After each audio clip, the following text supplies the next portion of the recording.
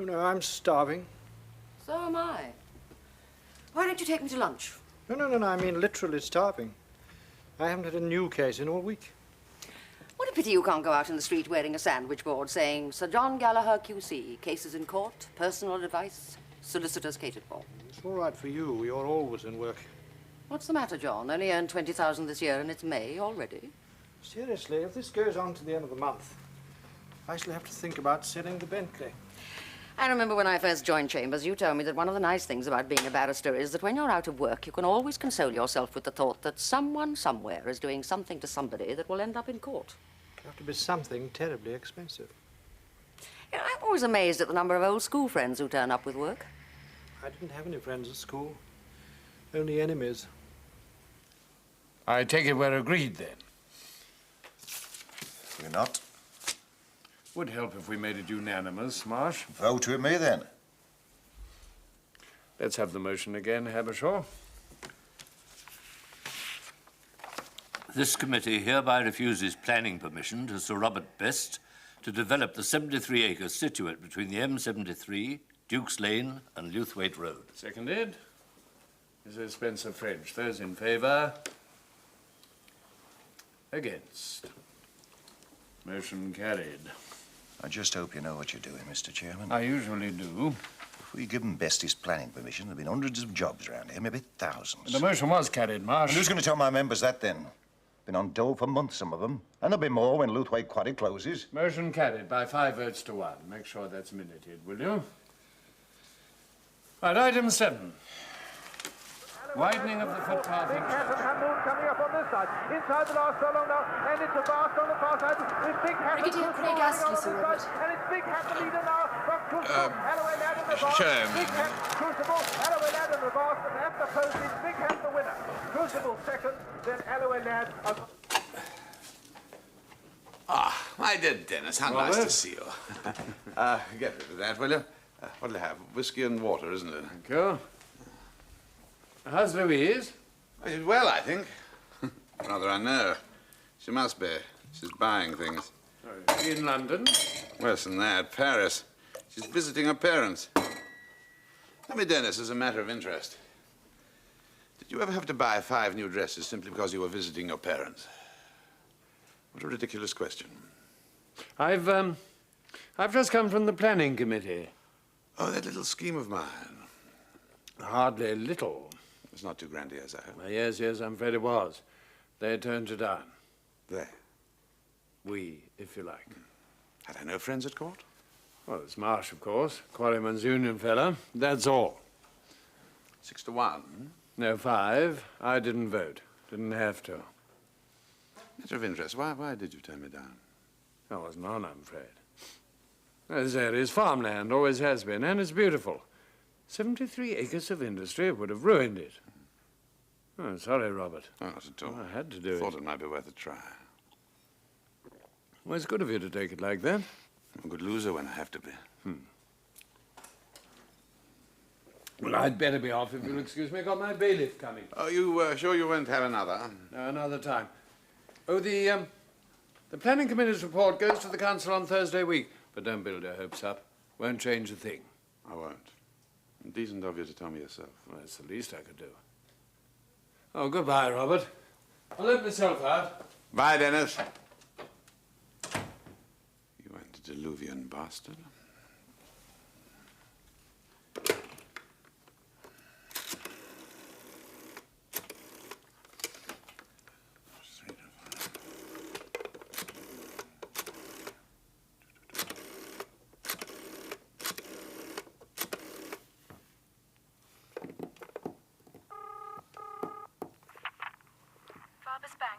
Mr. Norman Farber, please. Who's calling? Sir Robert Best, yeah. 1 moment. Robert, how are you?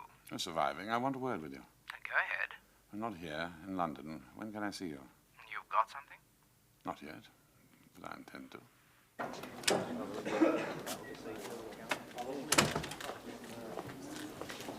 Oh, evening, Mr. Marsh. Oh, hello. Slater, it is. Hesketh. George Esketh, you handle my redundancy pay. Add that, forgetting the name of one of my members. Well, we keep you busy, Mr. Marsh. Half a bit I'll of get miss- it. Oh, Tom. Make it a pint. Thanks. You're right, George. You do keep me busy. Trying to keep you in work. Still as bad, is it? Oh, worse. 236 jobs gone. Another 87 when Luthwaite Quarry closes, and that'll be soon. The way things are going, there'll be 1,000 men out to collar in 2 years' time. Cheers. Cheers.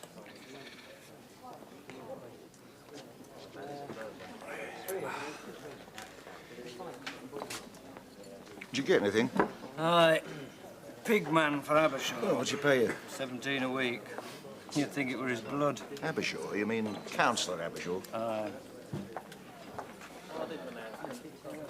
I'm making 28 in the quarries with overtime regular. You can stop bloody farming for me. I'm buying a car, but that's gone. Be the bloody telly next. Just hear what the wife will say to that. And give her my regards next time you phone her. Of course. We miss you, no? We miss you both. Sentiment from you, Norman. You amaze me. Not precisely sentiment, Robert. I've read that package of goodies you sent us. And? Let me see if I've got it right. You own the whole 73 acres.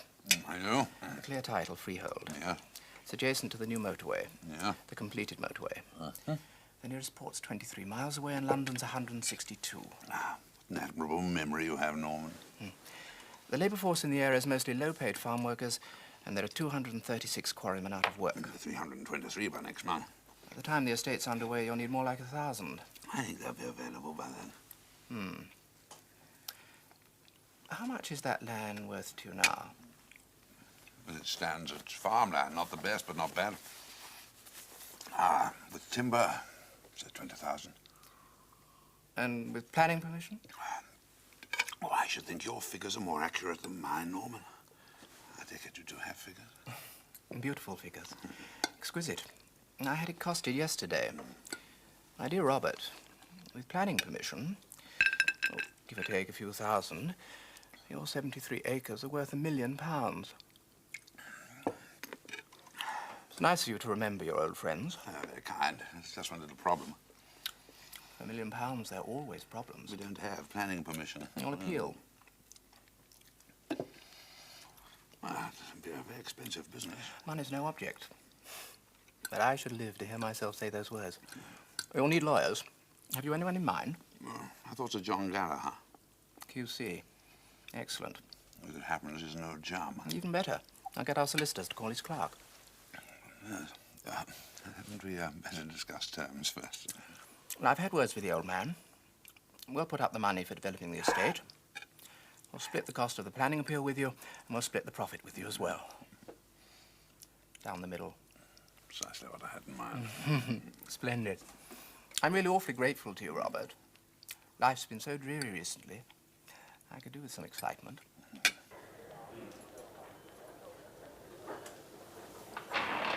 The end of a clue.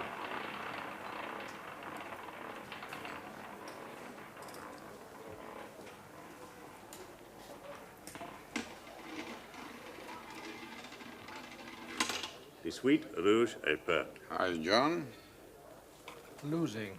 I'm so sorry. You should be. It's your money. That was your, madame, monsieur.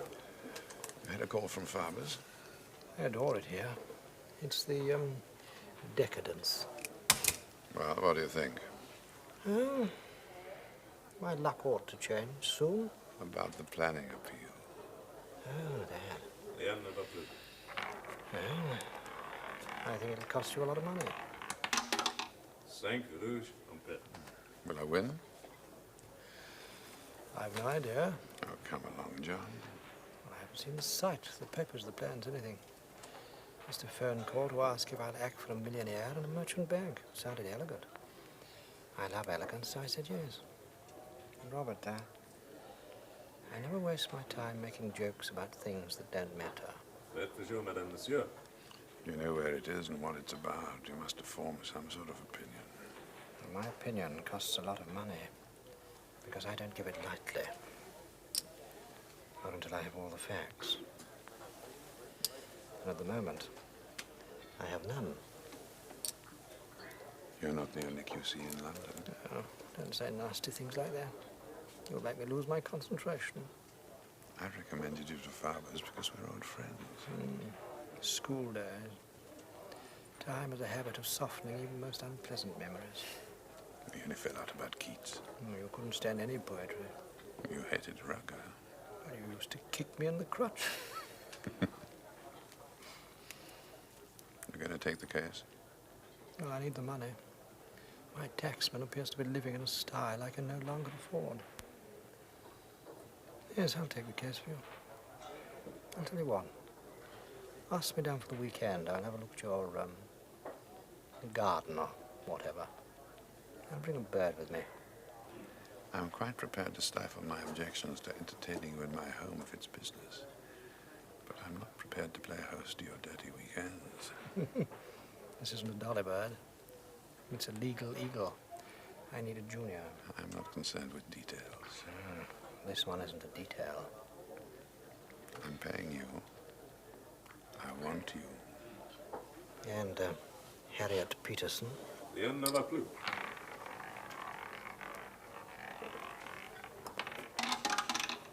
Etos rouge et pet.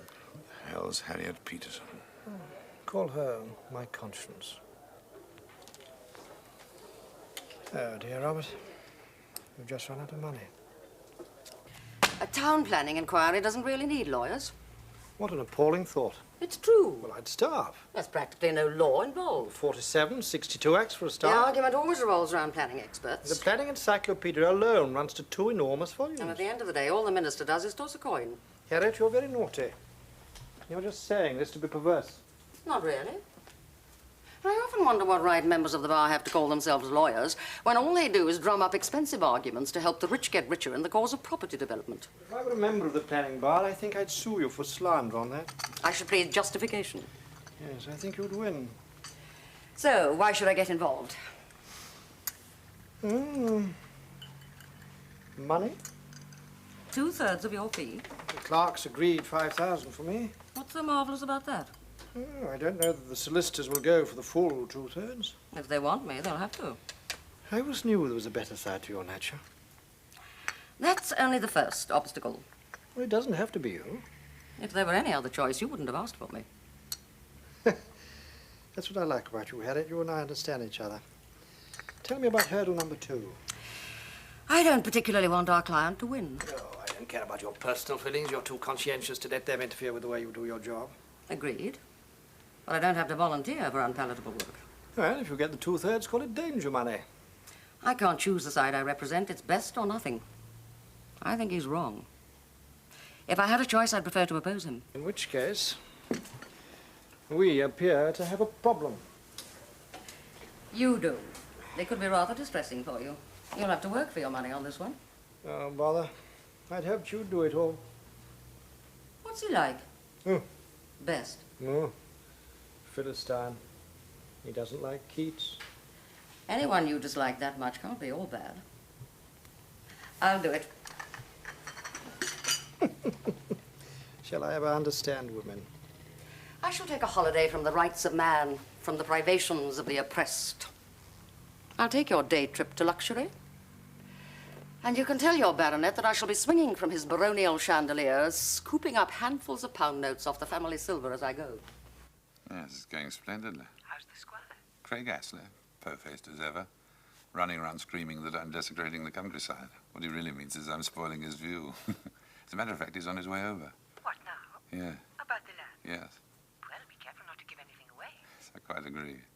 I miss you, Robert. Yes, I miss you too, darling. When are you coming back? Tomorrow, I hope. How good. I'm afraid you've got a lot of entertaining to do. Nice people. A bit dreary, but it's all in a good cause. Oh, you mean you, darling? Yes, the best. A blast. There he is. Craig Astley. Darling, get the first flight you can, will you? There's masses to do. You must be very busy. Yes, I am. Oh, Yvonne and Jack send their love. I'll give 'em mine, will you? Lots to you, darling. Love you. Bye.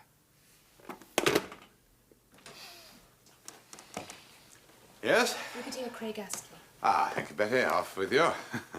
Dennis, how nice. Okay, Best, I've come to ask you a straight question. Best. How very formal. There's something wrong? You know there is. Do I? This damn appeal of yours. What about it? Well, last time we talked, you said you'd put this development business out of your mind. I said I thought it would be worth a try. I still think that. Why are you doing it? Why do you think? For the money. Pretty good reason. I don't think greed's a good enough reason for anything. Not just greed, Dennis. It'll bring in a lot of benefits. It'll destroy even more. I respect that opinion. You're a rich man already. What the devil do you need more for? I believe in the law of the marketplace, Dennis. It'll give a lot of jobs to a lot of people. The fact that it'll make me a fortune in the process is just an added incentive. I don't believe that.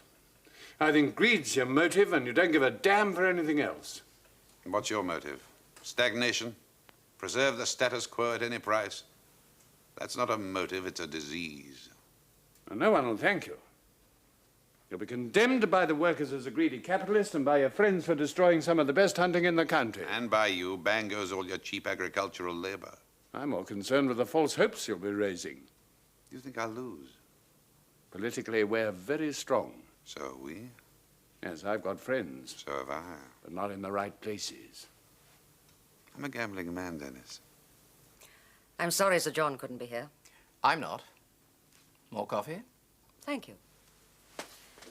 I've been through the list of objectors, and essentially it boils down to the Lewthwaite Rural District Council, the County Council, a body called the Friends of Lewthwaite Countryside, and a bunch of hotel and restaurant owners. Of these, the County Council is by far the strongest. I should imagine so. I notice a Brigadier Craig Astley lives at Lewthwaite Hall and is chairman of the planning committee that turned down Sir Robert's original application. Yes. Can you tell me anything about him? Well, not as much as Robert can, but enough. We've compiled a little dossier. It's quite thorough. Indeed.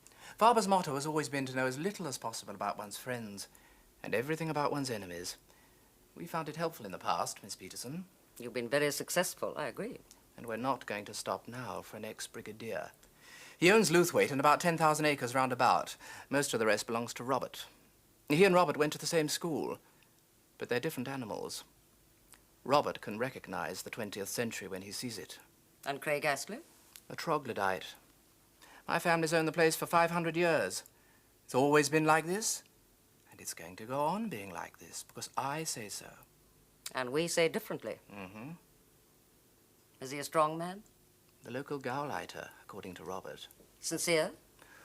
Oh, he does his best for his tenants, in a feudal sort of way. And the land, he looks after it? Very well. He farms more than 1,000 acres himself, and loves every foot of it. Loves? I never exaggerate, Miss Peterson. I appreciate that, Mr. Farber.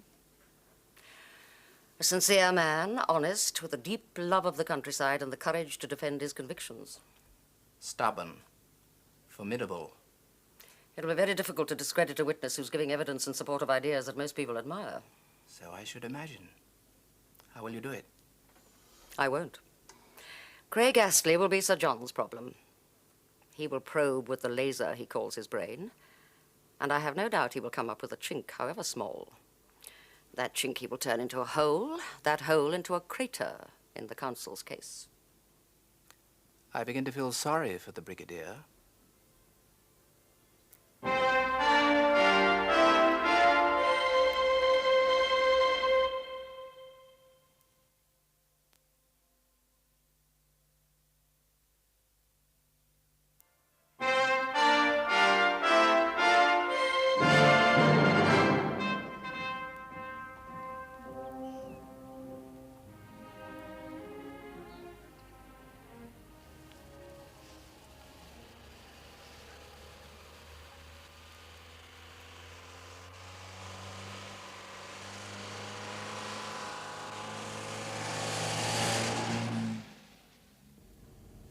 Yes, we're coming out to it now. You can see what the land's like around here, can't you?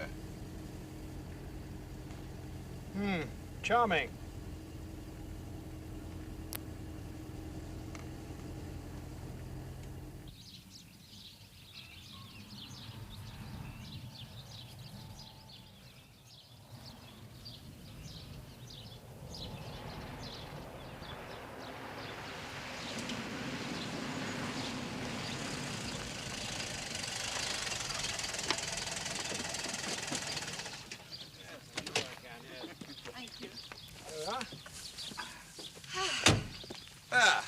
she is. What happens to the farm? It goes. And the farmer?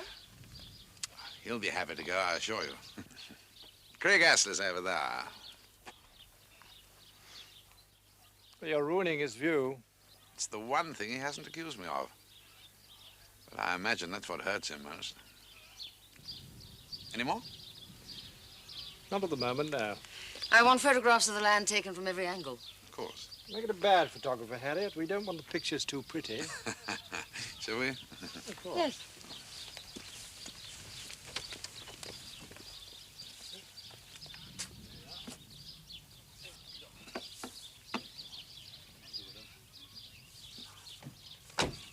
Paris is changing so fast, just like London. Hamburgers everywhere. Cola to wash it down. Wherever one goes. Do you ever drink it? No, Louise. I finance it, but I don't drink it. One day, my friend, you may have to. Oh, that'll be the lawyers. I suppose I must be very nice to them. At least try, Louise. One of them's a woman. Norman, you're very unkind. I like women, honestly. It's just that most of them don't like me. Darling, let me introduce Miss Harriet Peterson. How do you do, How Mr. do you do, Lady Bess? You know John, don't you? Of course. How are you, Sir John? Very well, Lady Bess, thank you. You are Sir John's assistant? An approximately true description, Lady Best, except when we're on opposite sides. You mean you sometimes oppose this terrible man? We are the best of enemies. Then I think I shall like you very much. I admire courage above all things. Do you know Norman Farber? Yes, of course. How are you? What do you think of the countryside, Miss Peterson? It's lovely. If Craig Astley were here, he'd say it took 500 years to evolve this kind of beauty. And our bulldozers will knock it down in a week. If he says that at the inquiry, what will you say, Miss Peterson? I shall ask him how he expects his people to convert a view into a post office savings book. Because that's what this is all about. Money. A decent wage for the people who live here and decent standards. There'll be plenty of views left when the factories go up. You'd better remember that, Sir John, when you're tearing Craig Astley to bits. Quite. Let's have a drink. What'll it be?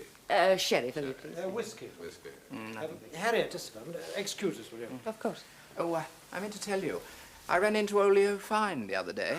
But he's older than God. His younger brother, according to the... Yes, the view. Quite remarkable. Exquisite. You've never noticed a view in your life. What is it? Well, I don't like the line you're taking. A fair deal for the workers.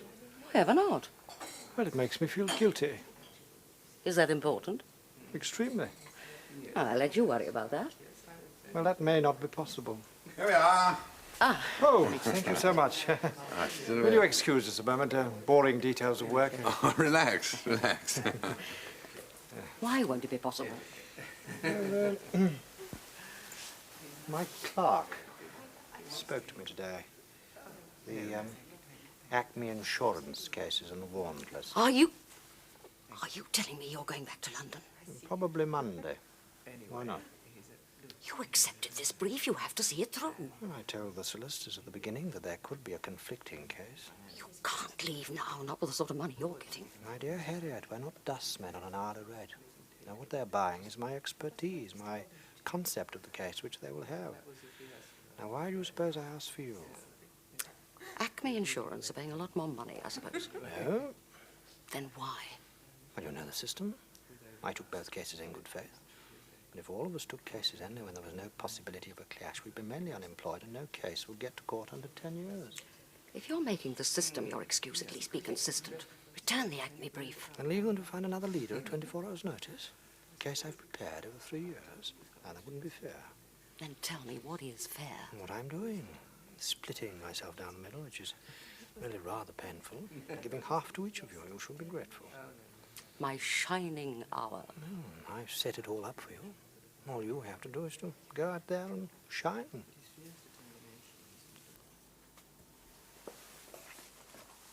Is there anything else you need, Mr. Liddell? Anything at all? Not at the moment. I'll be back for more later. I'll use this whenever you want, all the facilities. Do you know these two who were against us? Oh, very well. Gallagher took silk 3 years before I did. And Miss Peterson and I have been on opposite sides several times. Good, are they? Neither of them specialists at this type of work, but Gallagher's dangerous. Showy, but dangerous. And Miss Peterson? It depends if her convictions are at stake or not. Well, let's hope they're not.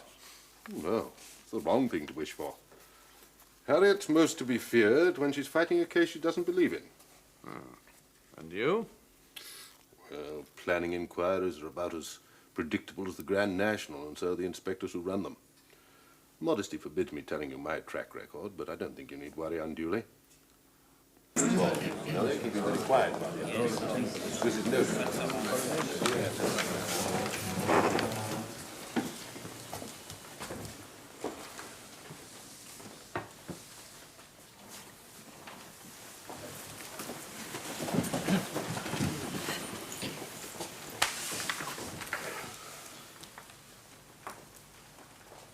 My name is Richard Denning. I'm a fellow of the Royal Institution of Chartered Surveyors and a senior planning inspector. My name is Sir John Gallagher, one of Her Majesty's Council. With me is Miss Harriet Peterson. We appear for Sir Robert Best, the appellant. Patrick Liddell, one of Her Majesty's Council. With me is Mr. Peter Brigg. We represent the County Council. Now, the appellant's case is very simple. It is a proposal to build an industrial estate on 73 acres of land at Lewthwaite. However, it is my duty, my pleasure to prove that such an estate would conform to the highest standards of planning control, that it is a rational and feasible scheme, that it can be more than adequately serviced, and that it will fill a need, a great need, you will hear, in terms of employment. Now, to establish these facts, I shall be calling witnesses, the list of which, as you have seen, sir, I can only describe as formidable. But I shall try not to be too discursive. That means he'll go until lunchtime at least. They must be paying him. Now, well. the area for development is ideally situated for its proposed use, as you will see from Plan Exhibit number 5.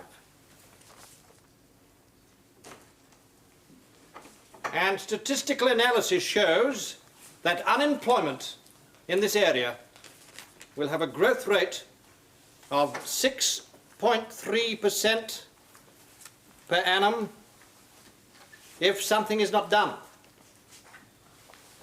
Now, to that problem, new industry alone is the answer.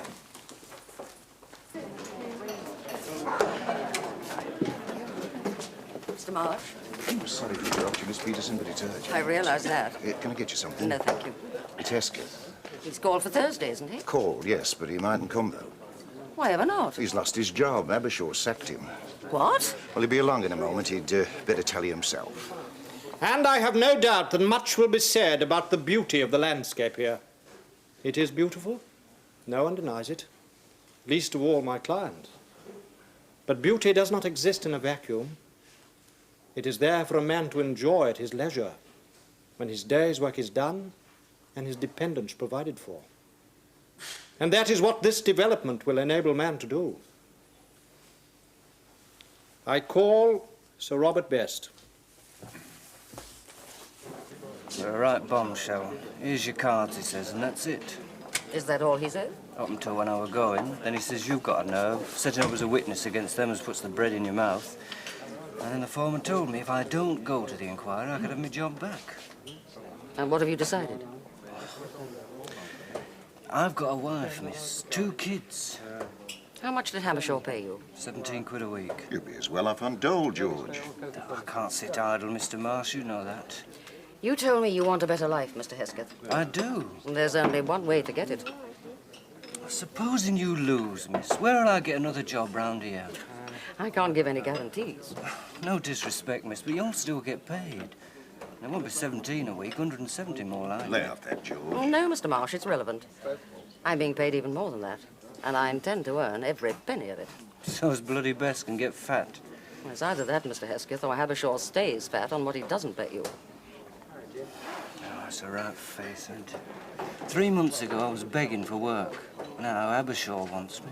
Craig Astley wants me, and Best wants me and all, if it all goes through. beats me what I'm going to do. Back the side that pays most, Mr. Hesketh. And don't give up your principles. They're yours and they're important. Fight for them. Thank you, Sir Robert. Very nice, Sir John. Very nice. Sir Robert, is this the first industrial estate you've attempted? I'm on the boards of a number of commercial companies. As an executive director, full-time? I have a great deal of commercial experience. I'm sure. Now would you answer the question? The question? Is this the first time you've tried your hand at an industrial estate? I have highly qualified professional advisors. Answer the question. Yes. So you, personally, are not aware of any of the pitfalls that lie in the path of the industrial developer? Well, I have advisors to do that. Who make the decision for you? Oh, no, of course not. Don't be afraid, Sir Robert. We all have to learn sometime.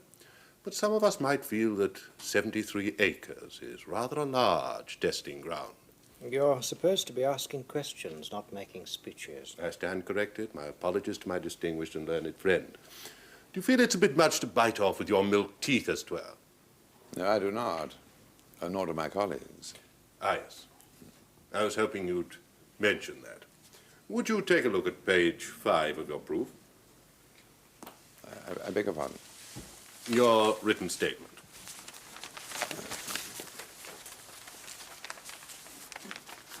Paragraph 4.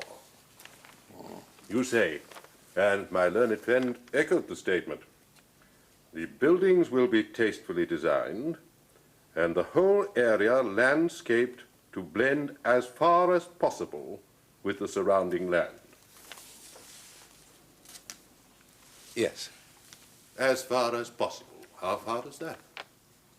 It's rather difficult to say. How many mature trees will you be destroying? We shall do everything in our power. What about the panorama, vista, skyline? How much thought have you given to any of these problems?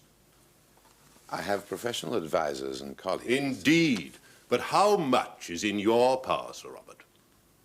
Do you propose to finance this whole vast experiment on your own? Well, Do you? I should be very actively involved. To the tune of £5 or £6 million. Your own resources? Of course not, but... Then where will it come from? That question has nothing to do with this inquiry, sir. Even if Sir Robert were a bankrupt, which happily he's not, he would be entitled to make this application, if only to satisfy his creditors. It has every relevance. Sir Robert Best has just told us he does not have the money to carry out this grandiose scheme.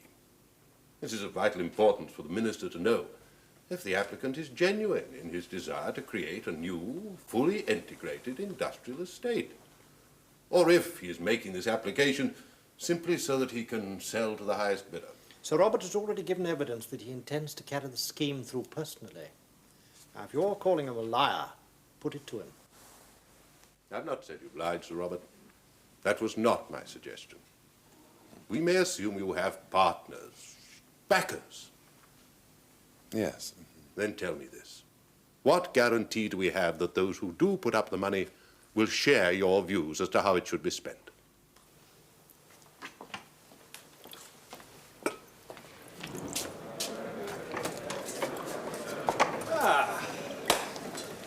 I'm ravenous. Now, what is all this, Harriet? Hesketh's been fired. He'll get his job back if he keeps his mouth shut. They really mean business, don't they? Very ghastly, didn't Oh, nothing so obvious. Hesketh works for Habershaw, or rather did. Splendid. Subpoena him. If you bring him into court by force, you'll never get him to say what you want him to say. Well, I want him to say he's been sacked and why. Well, that's a bit brutal, John. I don't think we'll need a subpoena. He'll come anyway? I've talked to him, I think so. My God, what a pair. Didn't I tell you? Miss Peterson's a very remarkable lady. So much so that I shall be leaving her to handle some of this case on her own. I don't think I follow you, Sir John. Well, I have a case from the commercial court. It's come up rather earlier than anyone anticipated. Early next week, in fact. I shall have to leave Miss Peterson here to carry on. I'm sorry, but it's unavoidable. It's a bit of a bombshell.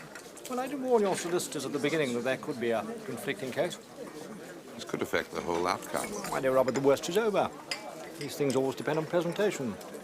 I've been in on every stage of the preparatory work. I've done the opening speech. I shall be here to wind up. You're quite happy, aren't you, Harriet? Yes, yes, of course. I'll take all the witnesses I can. Miss Peterson will hold the fort while I'm away. She can handle Adele, all right. I hope so. I mean no disrespect to Miss Peterson, but we briefed you, Gallagher. Now, you put me in charge of this case, Robert. I'm still in charge of it. My temporary absence will not affect the outcome, I promise you. That's one promise you'd better keep.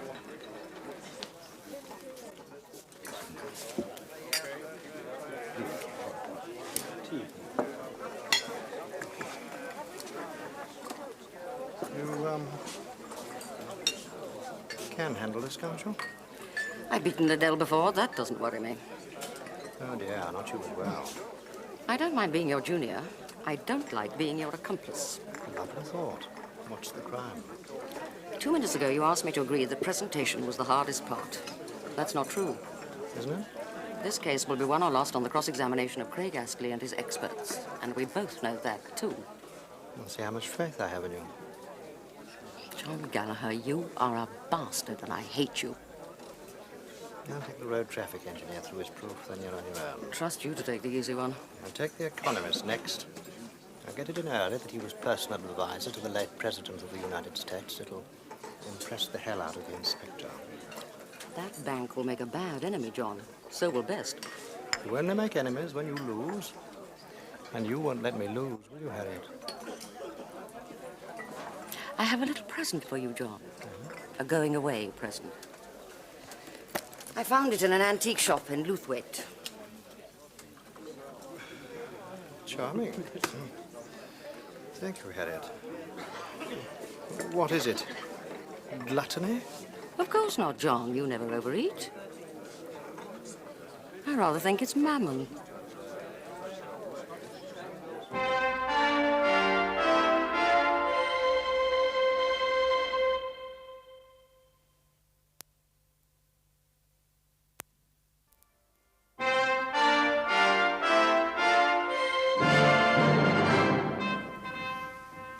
$28 a week in the quarries. That's 11 more than I made pig farming. It made a great deal of difference? Yes, miss, it did. You can live on 28 if you have to. 17 is just existing. What will a new trading estate mean to you? Regular hours, chance to be with a wife and kids, clean job, inside in the winter, a real treat that would be. Decent money. Go on. Well, I used to have a car. Not much, second-hand, but it was all we needed. Take the wife and kids out on Sundays. Well, maybe we could do it again. Are there many people in your situation? Hundreds, miss. And do they share your views about this new industrial estate? That's hearsay, sir. If my learned friend wants to know what certain people think about this scheme, she can call them as witnesses. The point is made. Thank you, Mr. Hesketh. I think the inspector would like to know something about you, Mr. Hesketh.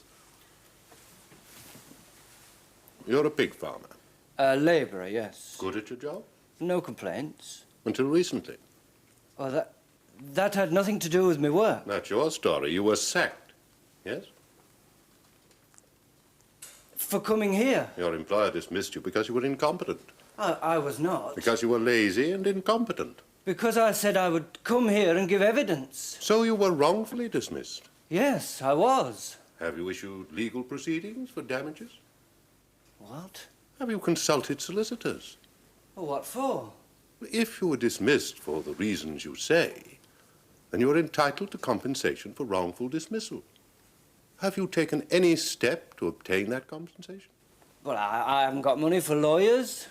Now that my learned friend has drawn your attention to your legal rights, will you take it from me that legal aid is available for such cases? If you say so, miss. If you find you will be financially assisted to take such proceedings, will you do so? I'll sue the pants off him, miss. Thank you, Mr. Hesketh. And not the least of the County Council's objections is that our heritage is shrinking visibly because of just such encroachments as these. Now, with your permission, sir, I will call Brigadier Craig Astley.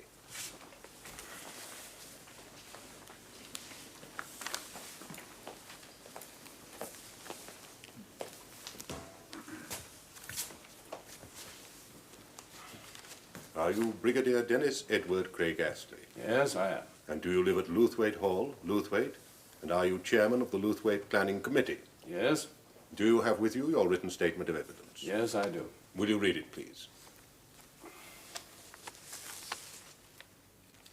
Your proof refers to your fears that this whole area will be spoiled. Yes, it does. Why should that be? Because it always happens. They drown a valley to make a reservoir, and first the plants are destroyed, and then the fish, and then the birds. And something that was alive and beautiful for centuries becomes orderly and placid and dead. And we do it all the time. It's known as progress. Look at South Wales. Look at the Durham coalfields. We raped that land. We destroyed it.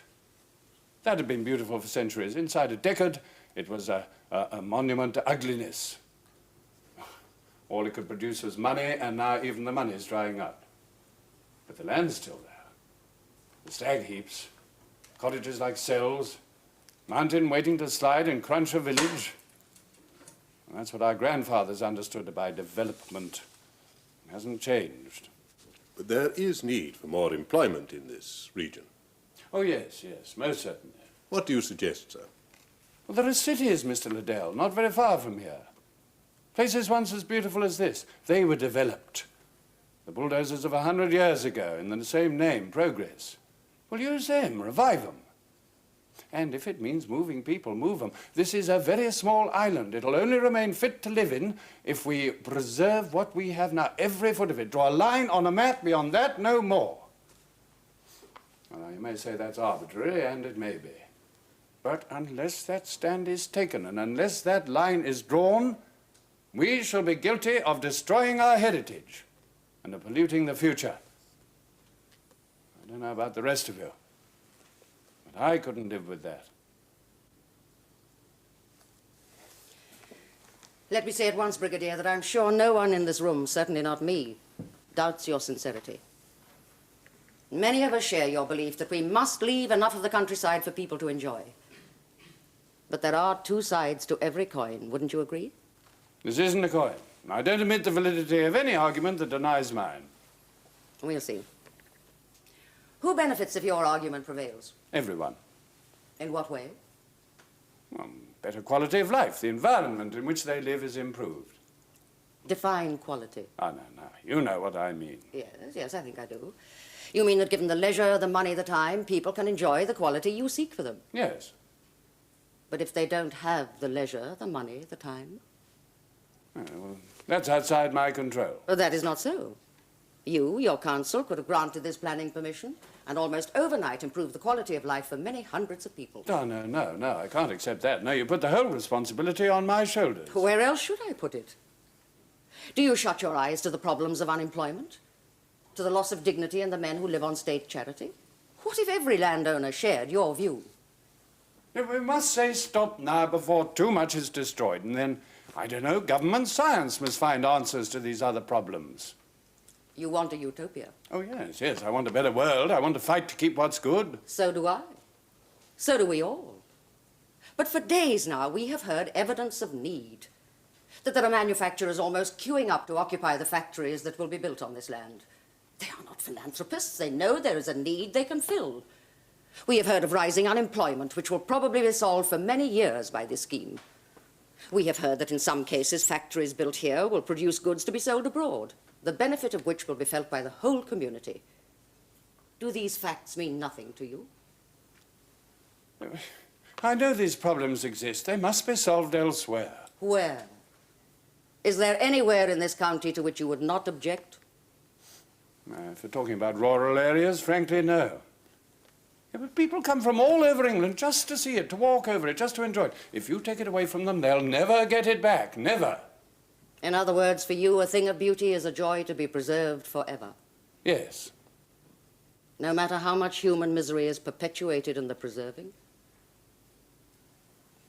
I don't have answers to all the problems, but I fight for what I believe in. I believe in this. Thank you, Brigadier. Yes, we'll adjourn for lunch, I think, Mr. Liddell.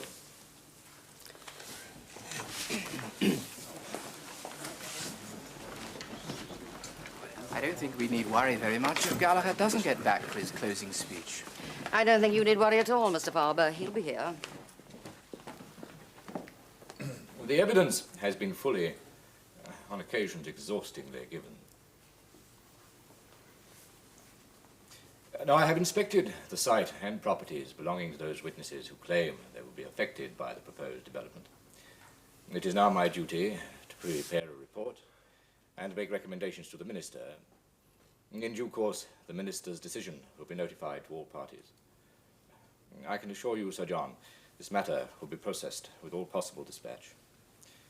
Ladies and gentlemen, this inquiry is now closed. How soon will that be? Oh, 8 months if it's urgent, 6 if it's vital. It's vital to me. Farber's? I suppose so. I guess it'll be 6 then. Thank you. Not at all. You're a very clever woman. But you're wrong, totally wrong. Land isn't just money, you know, it's people. One's own people and the others who just come and look and enjoy it. You think they'll come and look at best plastic paradise? Good day to you. What did I tell you, Miss Peterson? He's still in the Middle Ages, killing dragons. Except that nowadays the dragons have the best experts.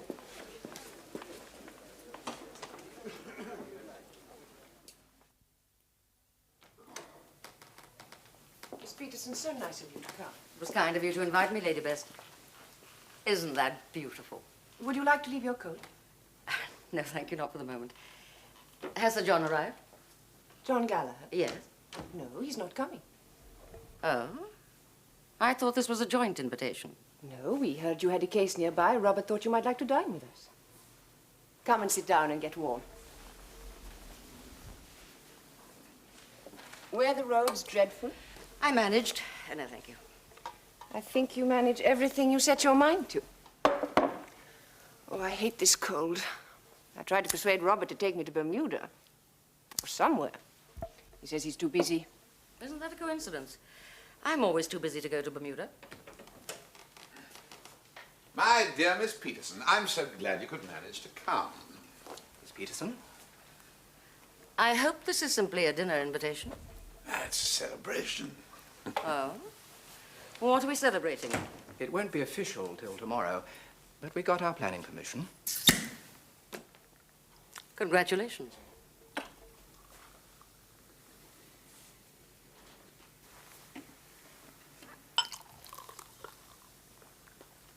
No, thank you, not for me. Something wrong? You want something from me. What is it? I come bearing gifts, Miss Peterson. I'm simply loaded with goodies. Really? We were very impressed with you, Miss Peterson. Farbers have a lot of clients like Sir Robert here, landowners with property ripe for development. But it needs someone with your skill to get the most out of it. I'm thinking of one place in particular in Warwickshire. Now, I have a personal stake in it, and I'd like you to act for me. And what did you say we'd do? We? Don't worry, Harriet. I'll make room for you. Well, they didn't ask for you, John, just for me. I've never seen the poetry in poetic justice. Now even the justice escapes me. And me. I turned it down.